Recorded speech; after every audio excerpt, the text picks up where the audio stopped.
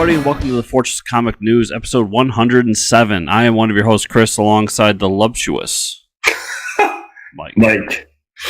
The fallen ill this week, Mike. My long 3-day weekend I've acquired a cold.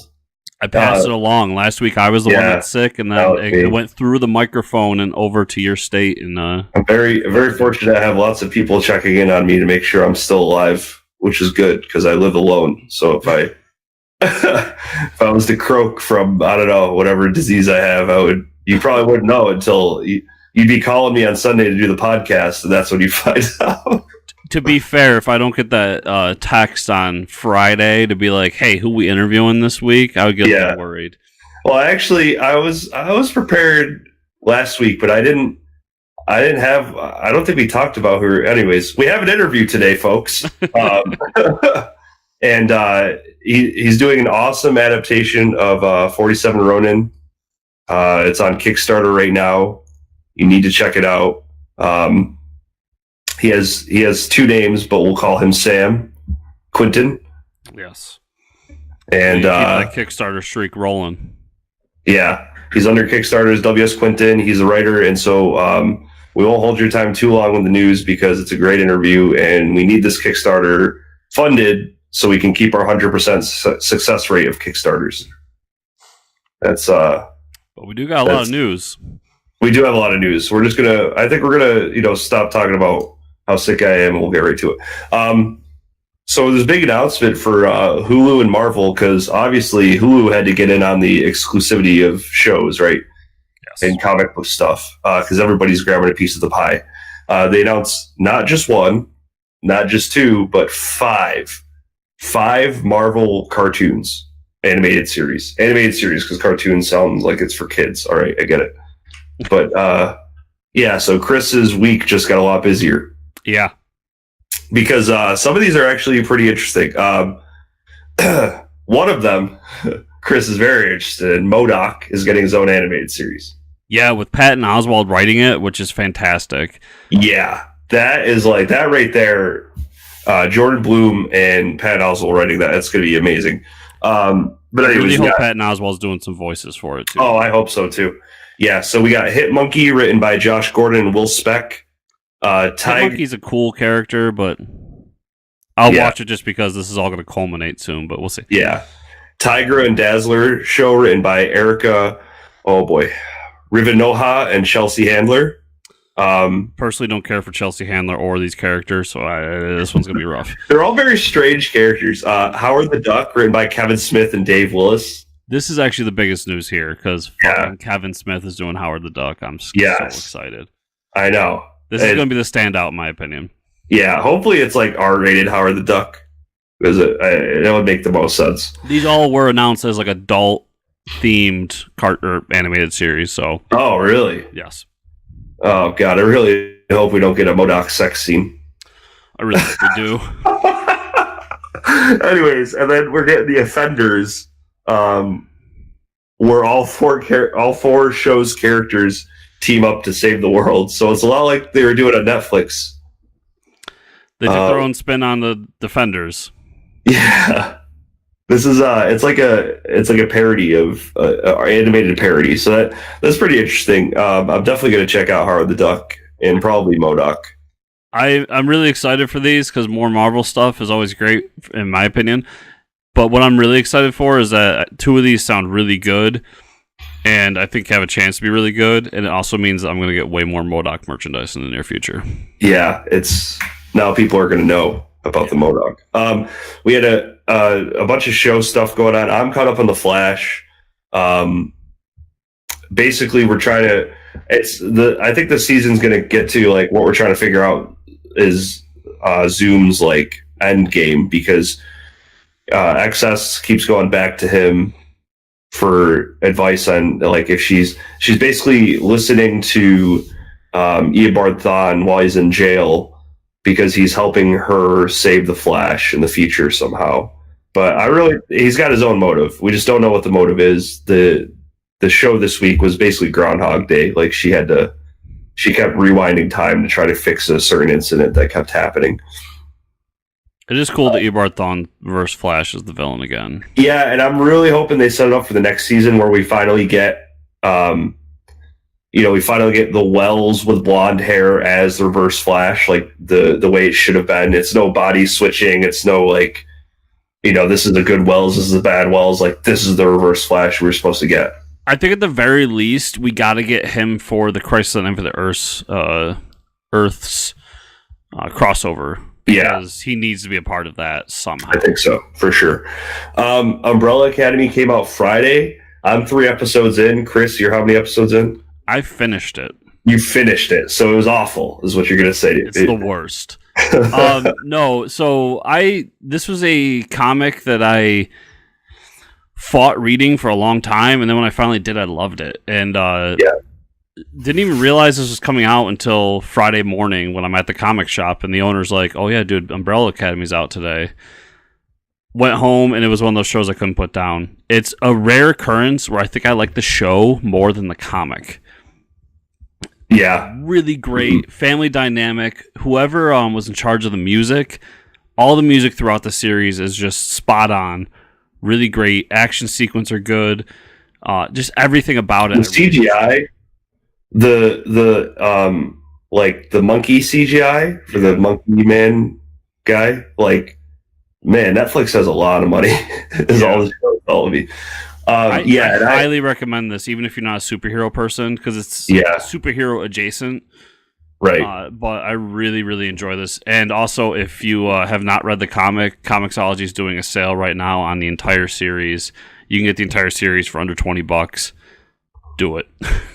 Yeah, it's so I actually read the first volume this week, and I'm 3 episodes into the show.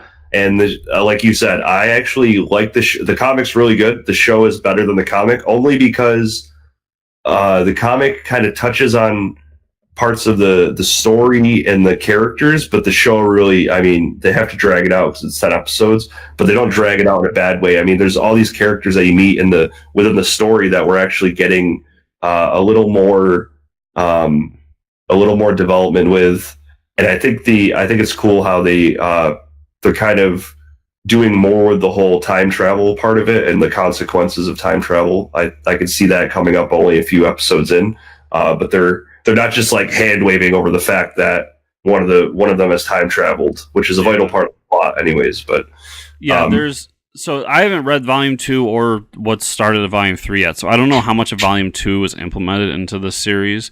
Mm-hmm. But they expand so much more, especially everything going on with number 5. It's just so good. And like you said, with the time travel, it becomes a very important plot device about 6 or 7 episodes in. So check this show out. It's just fantastic. And put your assumptions of Gerard Way aside, because trust me, I was there at one point, and it's a fantastic book and even better show. So yeah. I watched Doom Patrol. First episode was Friday, and I loved it. I thought it was perfect. What I wanted out of it, what I expected out of it. It was a new take on the whole superhero genre, and I know it came out at the same time as Umbrella Academy. It's a little bit. I mean, it's crazy how both these shows came out on the same day because they're strikingly similar to each other. So much in the way that Gerard Way actually went on to write Doom Patrol after Umbrella Academy. So, yeah. And if you go to the app, the DC Universe app, his Doom Patrol series is actually on there now. Yeah, so he had a good week, I think. But anyways, first episode's great. I think it's one of the best pilots I've seen out of a DC show. I actually like it a lot more than Titans. The characters are amazing. We get to see Mr. Nobody in the first episode, who's played by Alan Tudyk. We get all their origin stories, and as far as origin stories go, all of them are super depressing because it's the Doom Patrol, and that's we're setting it up for how they all get stuck together and why they think it's a good idea to be the Doom Patrol. Basically, it's a great first episode, and I'm so mad that they're not releasing it all at once like Netflix does. I have to wait till Friday, but I'm gonna watch it on Friday when it comes out for sure. I think it's funny because not only do they have the connection through Gerard Way, but they also have the connection that they're both kind of and I don't mean this in a negative way, but they're both X-Men ripoffs. Right. Yeah. Yeah. They're like, misfit kids who are living in a mansion run by some old dude, like some old dude with a beard. Yeah. But it's really good. I mean, they're completely you watch both of them; they're completely separate tones. Doom Patrol's a lot more fun. Brendan Fraser kills it. Like him as Robot Man in a rubber suit. Like it's. I mean, if you would have thought that I was so saddened by his origin story, and it was like, and you get to see like a flashback of Brendan Fraser like in the '80s with a mullet, and he's a race car driver. It's so good. Nothing else. The resurrection of Brendan Fraser is worth the show. Yep. Yeah. And so you watched Walking Dead this week? I did. So the long and short of it is that we got the Whispers. Negan's escaped. He's out there doing his thing. He goes back to his the home where he had all his whole deal going on. Realizes there's nothing there for him, and then just decides to strike out on his own. Meanwhile, all the people from Alexandria and the Hilltop are getting ready for the big festival, just like they did in the comic, and they run into the Whispers. So we're getting our first glimpse of them as a villain. It was a really great episode, especially coming back from a long break. And love Walking Dead. It's been fantastic. Movie news, they did announce Kung Fu Hustle is going forward with a sequel, which is amazing because I watched it. I actually got Kung Fu Hustle and Kung Pao Enter the Fist mixed up, and I realized that I'd never seen Kung Fu Hustle. I watched it last night. If you like Kung Fu, if you like any of like the Crouching Tiger, Hidden Dragon movies, but you also like comedy, I mean, it's not so much comedy where I'd call it a comedy movie. It's just a great hero triumph movie, and it's amazing. So I'm really excited they got a sequel going. As far as movie news, though, we have a former guest in the show, Kyle Starks.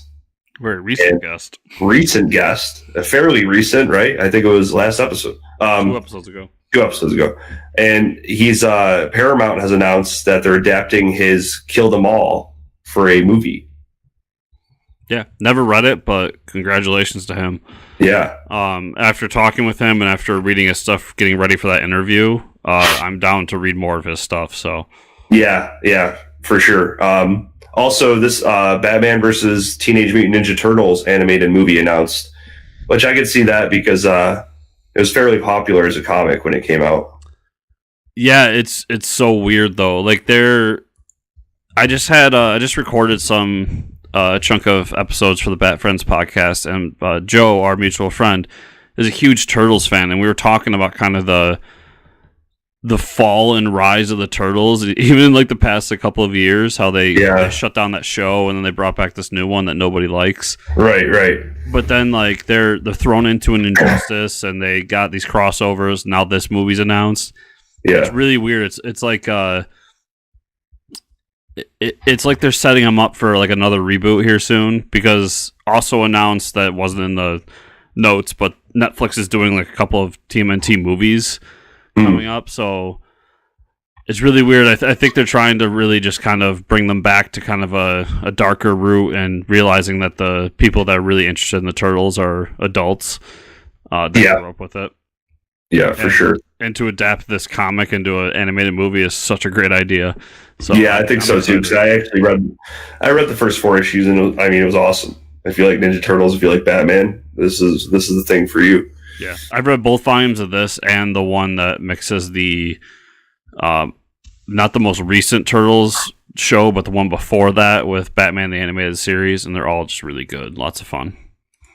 Great. So, no further ado, we're going to cut to our awesome interview with Sam Quinton and talk about 47 Furious Tales. Hey guys, Chris here, interrupting the show real quick.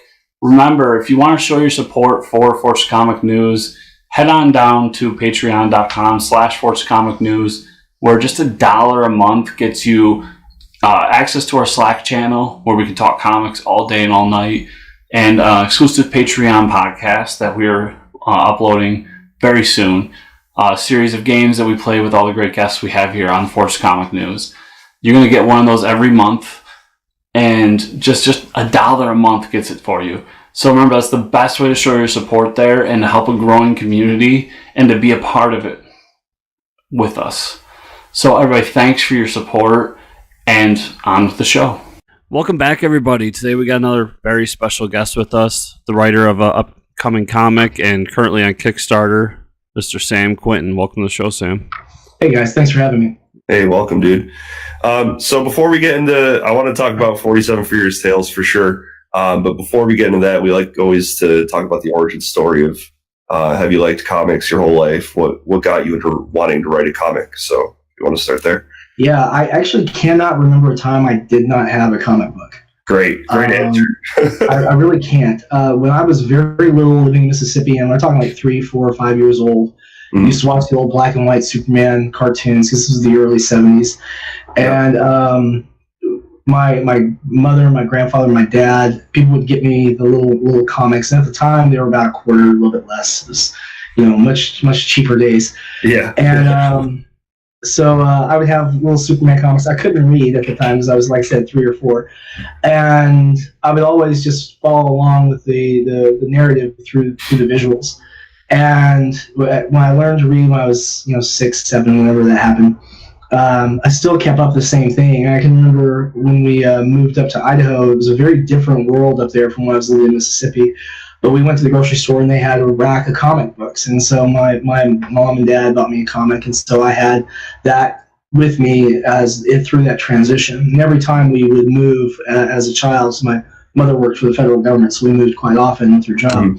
Wherever we went, there was always comics. And so I could always continue those storylines that were going on. I could keep following along. So it was something that was very consistent in my life all the way through into my high school years. And even beyond that, when I myself went into the workforce, I actually started traveling all over the place. I went more places than we have time to talk about. I was actually, to give you an example, in the course of 1 week in that old career of mine, I actually traveled between the east and west coast of the United States 3 different times in the span of 6 days. Wow. For work. And yeah, so it was pretty crazy. But wherever I landed, there was always a comic shop, and I could always get a comic with me. So it was kind of funny because I would leave on the airport, and I'd have my rucksack and my duffel, and I'd have all my gear for my job. And I'd come back, and I'd always have an extra bag with me because it would be the comics I had picked up while I was out there. That's awesome. And I always thought it would be cool to be involved in making comics, but I can't draw worth anything. And what happened was I started creating stuff for role-playing games, and all these amazing artists who were trained at the Kubrick School for comic book creation. And so I pitched a few ideas in a work group about, hey, I have some ideas for RPG stuff and for some comics. And the comic idea for 47 Furious Tales just kind of blew up in Alexia's mind. She's like, I've got that. Everyone else back off. And so we've been working on that pretty hard ever since. We did an initial Kickstarter attempt very early on. We just had the barest of stuff done because it was an incredibly exciting project. And we didn't fund on that time. That was in 2017. So we kept up. I kept using any extra revenue that I happened to have to put into that project to get more art done. Because one of the things I'm adamant about is I believe in paying my artists fairly. I never ask anyone to work for free. I think that's incredibly lame. I wouldn't do it if someone asked me, and I don't plan on ever doing it to someone else. And so we've been creating, and she's come up with some gorgeous pages that we've teased out on the Kickstarter. And of course, that I think I can call it an iconic kind of cover of Yoshio standing there against that brown parchment white backdrop with the cherry blossoms on it. She did an amazing job with it. Yeah, it's really nice. So ever since I had that early exposure to it, something I always thought would be cool to do, and now I'm getting to do it. Awesome. So let's talk about this. So are you a big fan of the 47 Road and just the folklore itself, or is this always something you wanted to try to adapt a story to? I've been a fan of the story since I was a teenager. I was a competitive fighter as a teenager. Oh, okay. I did a lot of competition with the USAKF, North American Sport Karate Federation, the AAU, the USAKF. I was actually a 2-time Junior Olympic gold medalist for martial arts. Yeah, now I'm old and fat, so go figure. But that's awesome though. But I had always had this tremendous respect for the story because it was, in a lot of ways, it's about complete commitment to your ideology and complete adherence to what you believe in. And there are conflicting opinions on that, certainly, because there are some parts about the story that do appear to conflict with several tenets of the samurai's idealized code and Bushido. But I had this thought about bringing it out because we've seen other attempts at this. Dark Horse did a story on this years ago, but I want to do it a little differently. I like the idea of anthropomorphic animals. I'm a big fan of Usagi Yojimbo and Teenage Mutant Ninja Turtles and some of those others. That you see that the people did really great jobs of telling a story with these non-traditional characters. And I thought it would be a really great way to bring that to the world in a brand new perspective and kind of highlight the differences between the characters and their ideologies and the roles they play in this story. Okay, cool. And so for the Kickstarter, we're doing the first issue here. Can you give us like a background of what we can expect? Oh, yes. So one thing that was different from the other retellings is we backed up from before Asano Naganori's trip to Eiko. And in issue 1, we're capturing their lives prior to that fateful trip. And so we're kind of introducing people to the characters, getting to know some of the traits that have been attributed to these people through the what little history is available on it and through the literary accounts, so that they are more relatable as we proceed. Because this tale goes from very average, everyday life of the samurai to very suddenly quite tragic, with very little transition between the two. Because that's how the Eiko incident unfolded. You have the shogunate official Kira, who, for reasons that were never really clear, was very critical, insulting, disrespectful of Asano and a few other people. And Asano, one of the main things about that is Asano wouldn't bribe Kira, wouldn't pay him a bribe. And it was apparently very customary, kind of under the table kind of thing in that era for someone of his position. And eventually Kira pushed things too far. And when he did, the whole incident with Asano attacking him and bringing about his own doom unfolded. So in order to make the story more relatable, we wanted to back up and kind of show you who Asano Naganori was, who Yoshio and Shikara was, who Yasube and Yahei were. And in the telling of this narrative, we really want them to be people. Yes, even though they're shown as animals, we want them to have these traits that are associated with their character as we move through the story. Yahei and Yasube being probably the most well documented characters as far as how they were and what kind of things were attributed to their character and their personalities, other than Yoshio and Asano themselves. Chikara, Yoshio's son, most people kind of stop at, well, he was very, very young and a very gifted young swordsman for his age, particularly. And you see that in a lot of the movies that have portrayed this. You see this in a lot of the literature. He's kind of like this almost prodigy kind of figure who's solely dedicated with this kind of starry-eye idealism to the tenets of the Bushido Code and the following his father. And it leads him into tragedy. And so in order to give them justice, we really have to give them a life before their legend. That's very interesting. So if you're backing up the story a little bit. So how many issues do you plan on this being when it's all said and done? It's going to be 12 issues in all. 12 issues in total, because we're going to, instead of just taking the path that you frequently see where people skip over the 1.5 years, 2 years in between the death of Asano and the vengeance that the samurai take. We're actually going to be telling some of the stories that are occurring in there. We're going to cover things like Kira's espionage efforts to kind of keep an eye on the Ronin because he was expecting retaliation. Mm-hmm. We're going to talk about some of his agents that were at play in there, whether they were one being a prostitute that was used by him, another particular favorite geisha of his that were employed to do that. We're going to talk about Yahe and his transition into the temple that he went to go serve after Asano was murdered, and how he helped coordinate things with Yoshio about their vengeance. We're going to talk about Yasube and how he was forced to work as a manual laborer.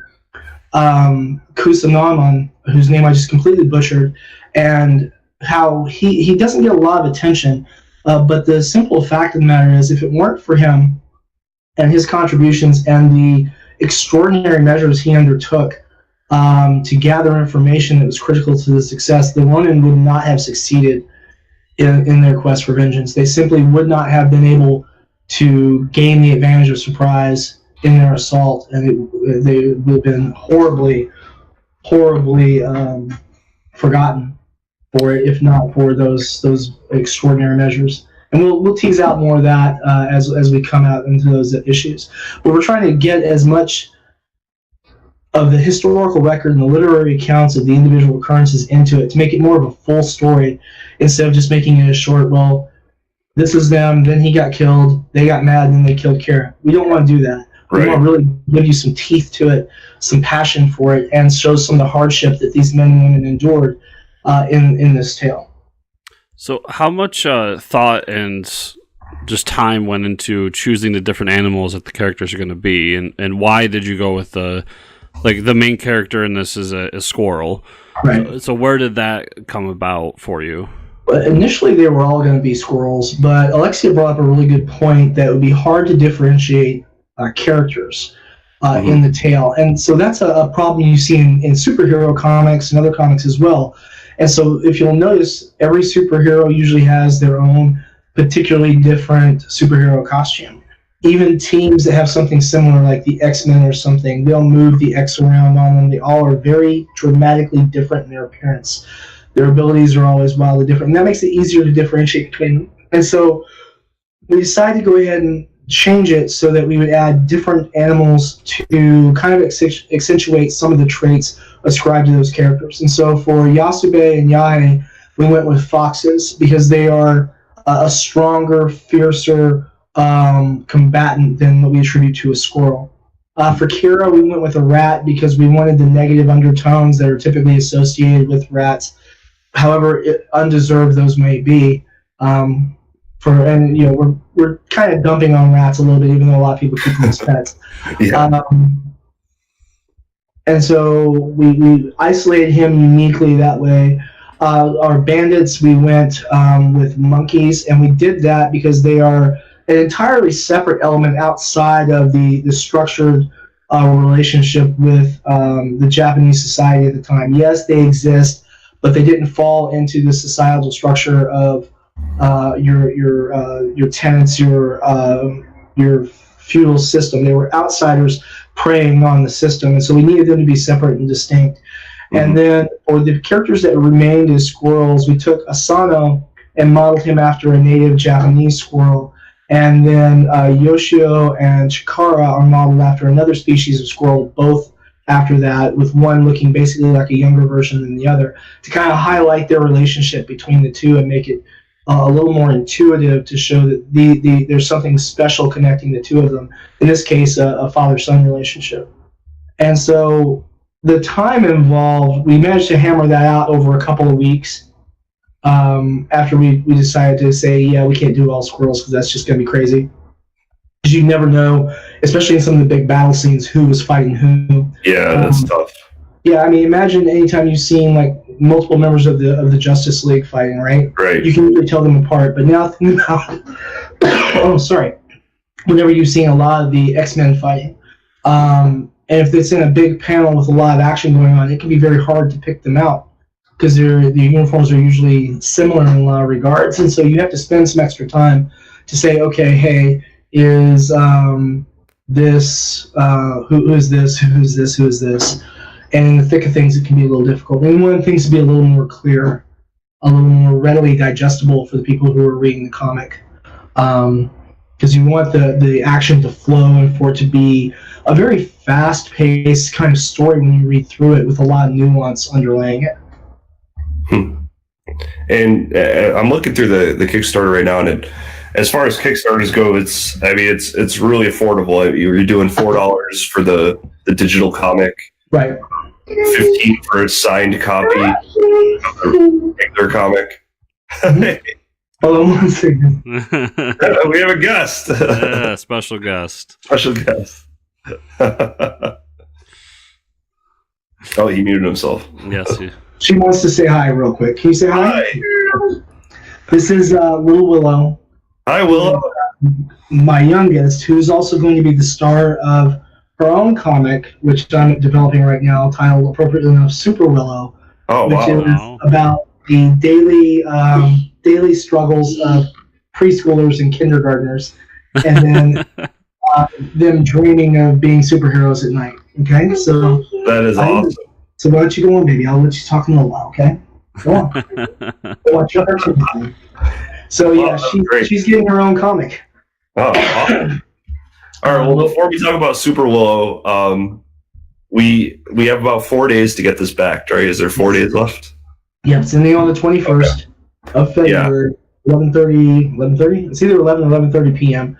Eastern Standard Time. So we've got 36% of the goal left to get to. So it's $2,300 and something dollars at this point. So I'm not looking at the final total at the moment. Mm-hmm. But I'm trying to get to $6,500, and that's to cover fulfillment costs, the last of the art costs, because again, I never ask game artists to work for free.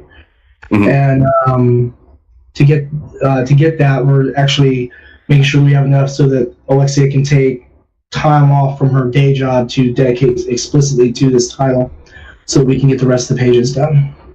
Awesome.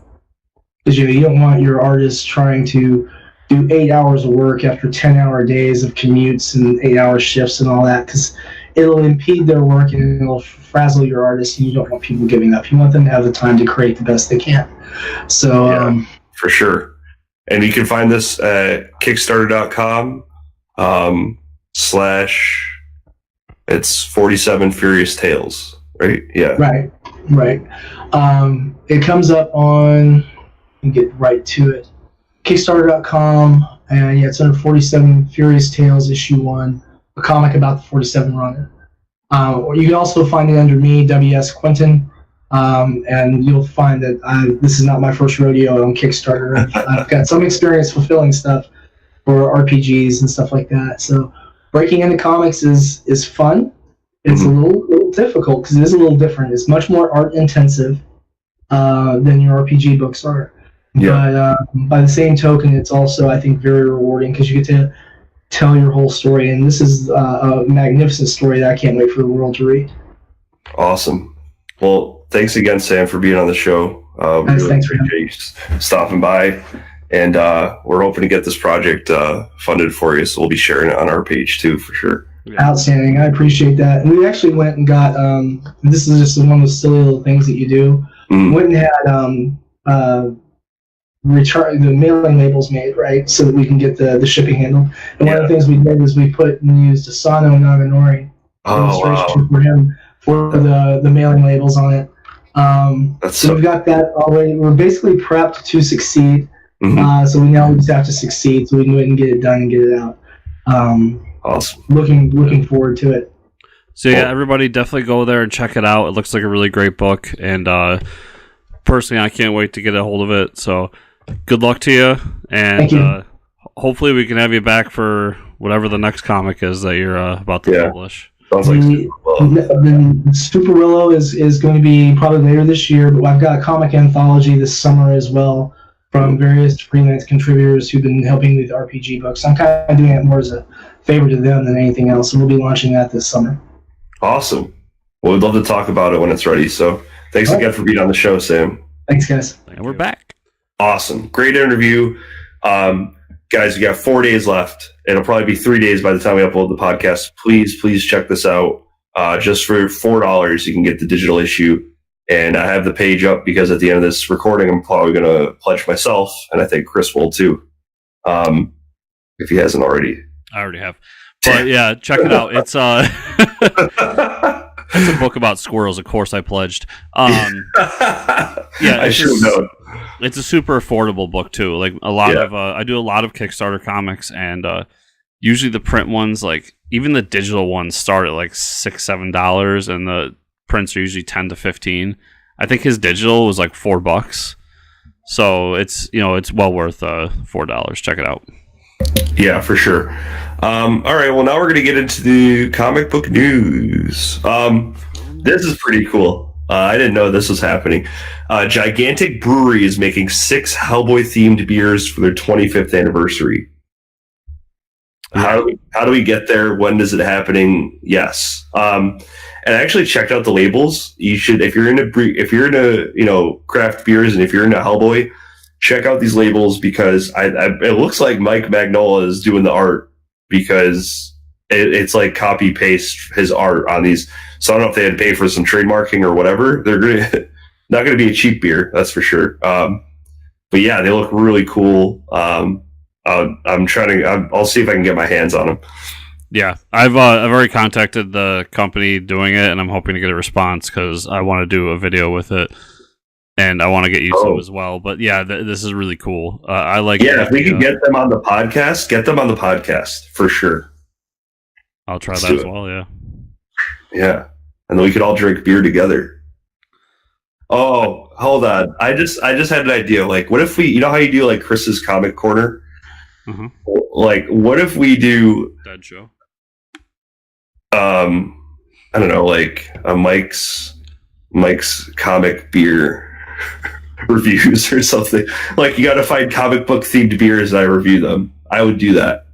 Anyways, I can find you comic book themed beers. I know of plenty. So, all right, we're doing it. It's gonna be the next little show on our YouTube page. Look for it, because I'm so down.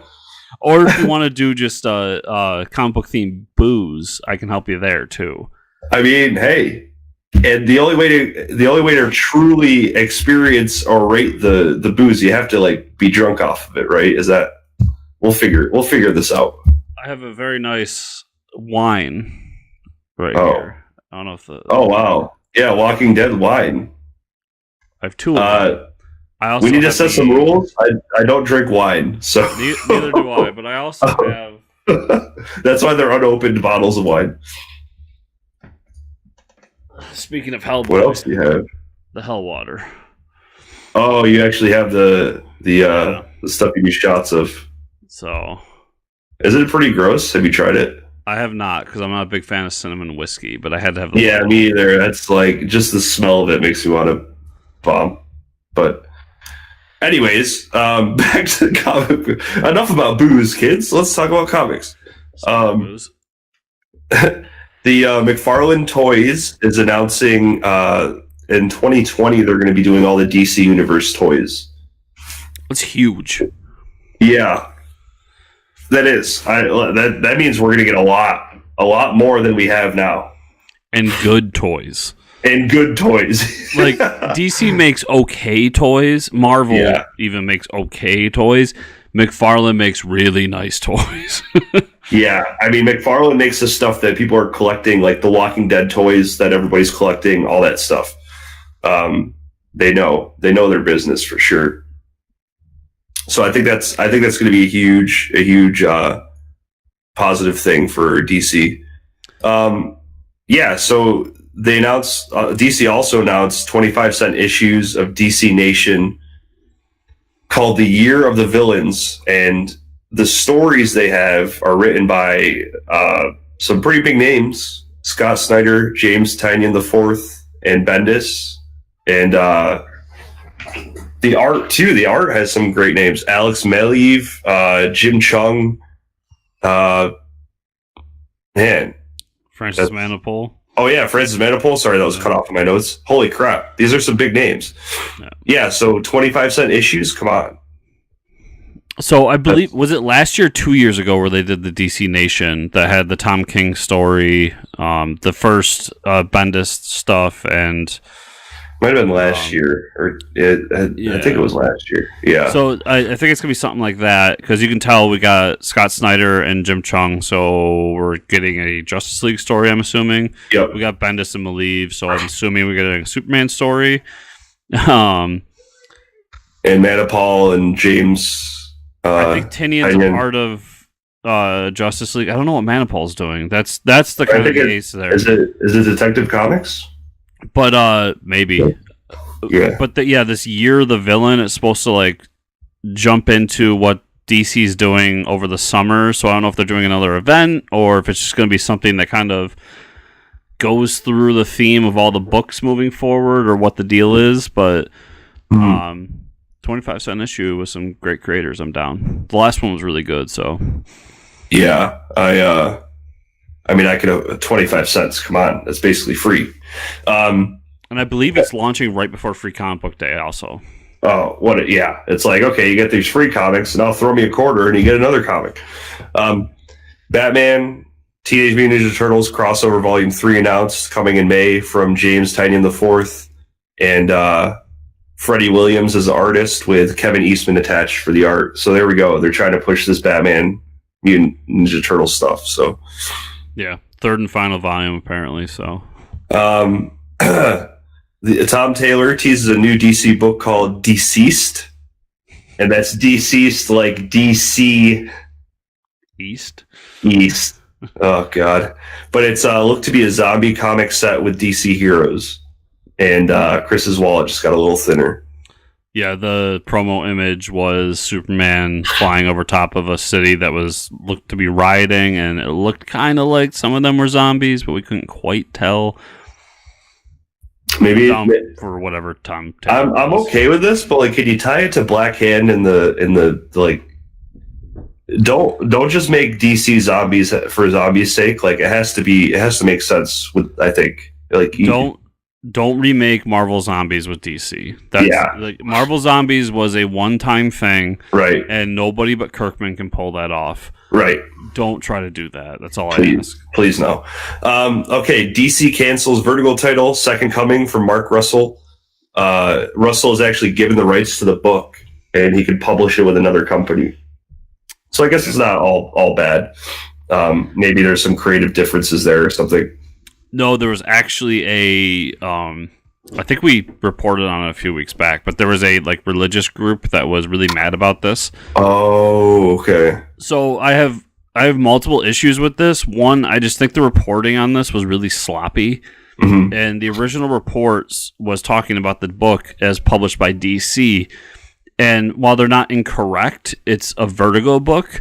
So when people started reading like DC's publishing a book that's Superman-like character with Jesus, everybody's like freaking out that Superman's going to be, razzling Jesus around or something. So all these religious groups came out. So DC dropped it, and I think it's unfortunate because Vertigo needs to be the publisher that's willing to push the boundaries, and DC just won't let them anymore. And I get that there's corporate politics going on there.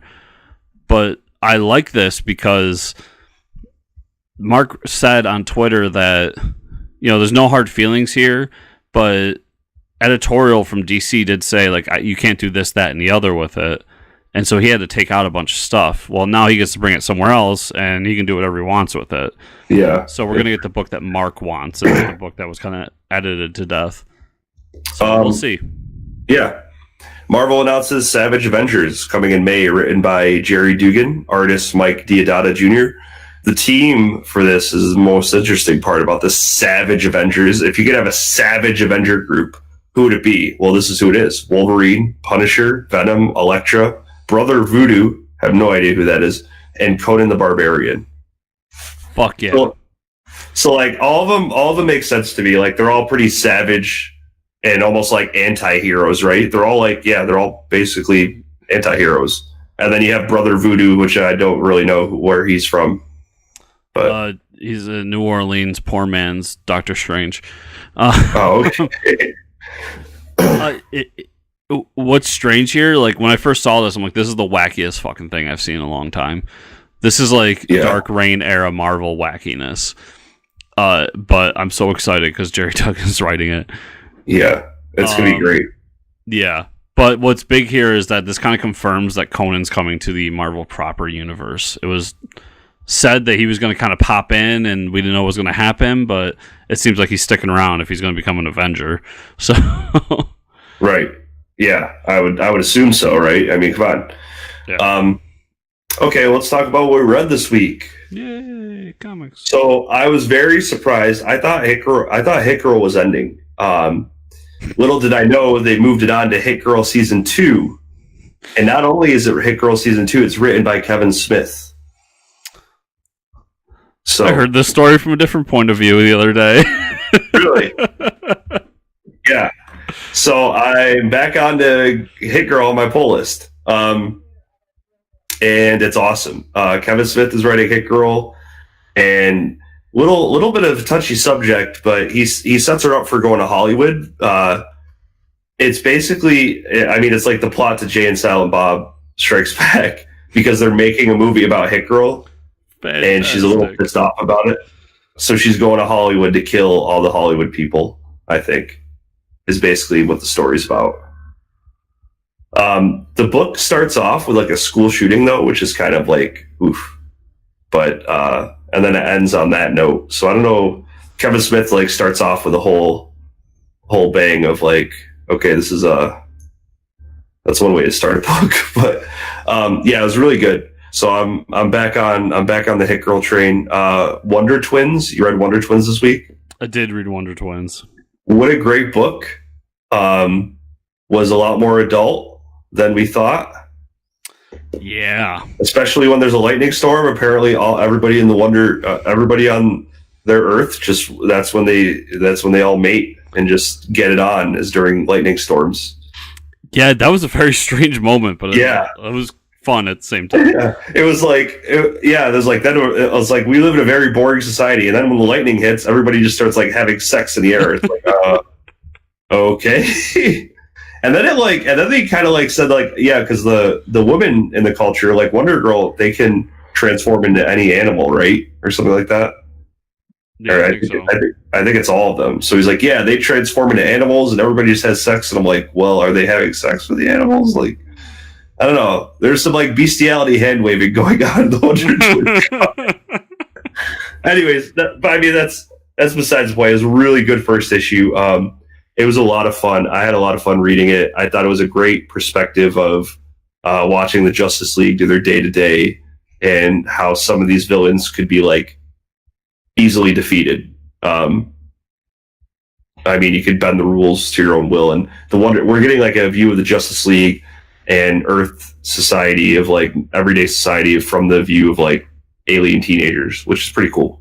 Yeah, and they're like part-timers at the Hall of Justice, which was a lot of fun. Yeah, as the interns. Yeah. Cool. Yeah, definitely recommend that as a first issue. It was great. Yep. Murder Falcon #5. So this book, I can't get over how amazing this book is. Basically, the great evil has come to Earth, so now they have to assemble the band and fight back. So like we find out at the beginning of the issue that there's other bands that have been like trying to battle the evil, and there's like this band that we get introduced to at the beginning of the book.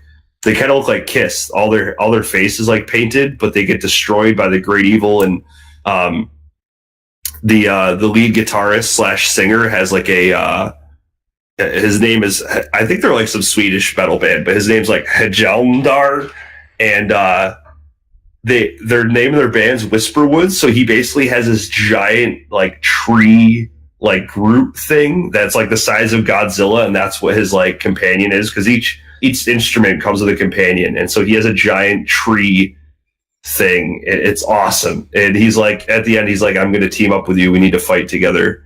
He's like, I want to join your band.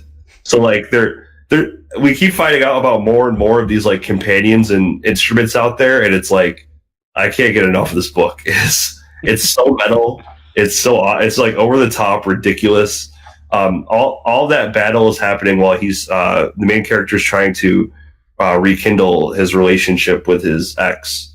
They basically had something going on in the early days that I think he had a disease, and he became like he kind of put himself away and locked himself away from everybody and his music and everything. So now that he's coming back to playing music, he starts to realize what actually matters in life and all these relationships he used to have with people. Like, that's a really touching and great story, but then also like we get huge giant tree like punching monsters, which is like, that's what I really like. So there's a great story there too for people who like that stuff, but you know what I'm here for. Oh geez. All right, you talk about one of your books. Umbrella Academy. I talked about how I read the first volume of that. You all know how I enjoyed that. Yeah, so I read Batman Who Laughs #3, and this is the first issue of it that I really enjoyed. Wow. And it ends on a interesting note because Bruce has the Joker serum inside of him, or Joker venom inside of him, and something happens where he's essentially kind of embracing it a little bit at the end of this issue. I got Avengers No Road Home #1. So this is the weekly crossover event that is the sequel to last year's weekly Avengers event, and with the same creators and everything. And basically the Voyager, the character we introduced in the last event, comes back and tells all these heroes they need to form together to fight against the big evil. And we end up finding out that Olympus has been destroyed, and all the gods of Olympus have been killed, and we don't really know who's behind it until the final page, and I won't spoil that, but we get an idea of where that book's going. Really recommend that, especially if you like the last event they did last year. And then I have Oblivion Song #12. Are you still reading Oblivion Song? No, that's one I dropped off. Okay. Yeah, not a lot happens in this issue. It's kind of the two brothers have decided they're going their own separate ways, and Nate, the main character, is coming back to Earth and realizing that he needs to accept the punishment for what he's done. And that's really it. It's about time. And then Savage Sword of Conan. So this is the Jerry Duggan Conan book, and this is Conan. He's kind of adrift, and he runs into these pirates who are slave traders, and so they rescue him from death, essentially, and he's drowning and he's hallucinating and doesn't know what's going on. So they throw him in the pit and say, well, if he lives, he'll sell well as a slave. And he comes to, he becomes Conan, starts beating the fuck out of everybody.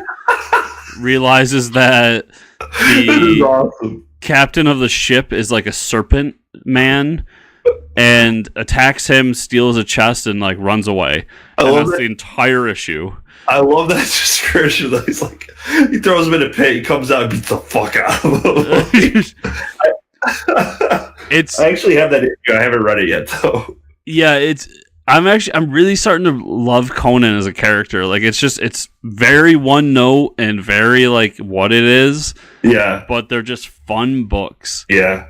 And they picked two great writers to helm these books. So I'm gonna keep going on with Savage Sword as well as the main Conan book. Sometimes you don't need like a 50 issue story arc of like why Batman didn't get married. You know, sometimes you just need like people punching each other.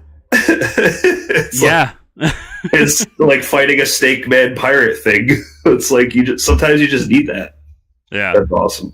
It's really great. So I also read Kick-Ass 12 was the end of the story arc.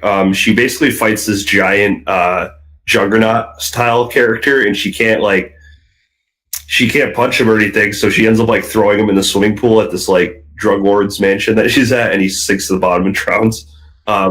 So if you ever thought how to defeat Juggernaut, you just have him charge at you and fall into a pool, because I mean the armor has to be super heavy. Right? Makes sense. But the